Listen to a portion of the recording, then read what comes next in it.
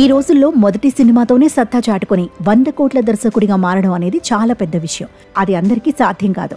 అలాంటి సందర్భాన్ని చేసి చూపించాడు దర్శకుడు బుచ్చిబాబు సేన. సుకుమార్ లాంటి క్రేజీ దర్శకుడి దగ్గర కొన్ని సినిమాలకు అసిస్టెంట్ గా చేసిన బుచ్చిబాబు సేన ఉప్పెన చిత్రంతో దర్శకుడిగా మారాడు. ఉప్పెన చిత్రంతో మెగా మేనల్లుడు వైష్ణవ్ తేజ్ తో పాటు కృతి శెట్టి లాంటి అందాల భామను కూడా ఇండస్ట్రీకి పరిచయం చేశాడు.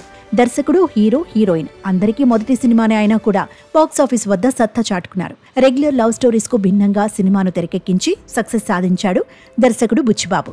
మొదటి సినిమాతోనే ఇండస్ట్రీ అంతా తన వైపు తిప్పుకునేలా చేశాడు. కానీ ఆ తర్వాత నుంచి అసలు సమస్య మొదలైంది.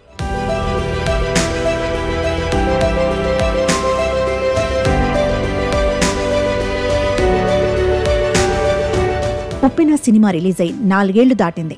ఆ తర్వాత స్టార్ హీరోలతోటి సినిమాలు చేయడానికి చాలా ఇబ్బందులు ఎదుర్కోవాల్సి వచ్చింది. అలా చాలా రోజుల తర్వాత రామ్ చరణ్ సినిమాతో కమిట్ అయ్యాడు. గతేడాది మొదలైన ఈ చిత్రం ప్రస్తుతం శరవేగంగా షూటింగ్ జరుపుకుంటుంది.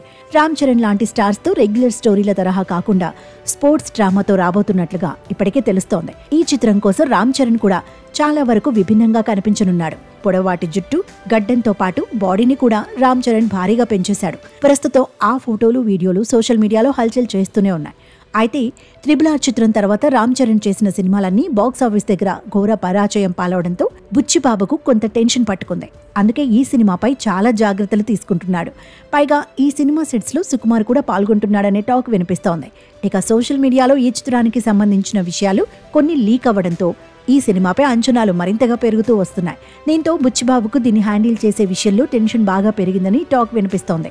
చాలా మంది దర్శకులకు ద్వితీయ విఘ్నం ఉంటుంది. మరి ద్వితీయ విఘ్నాన్ని బుచ్చిబాబు సేన ఎలా బ్రేక్ చేస్తాడో చూడాలి.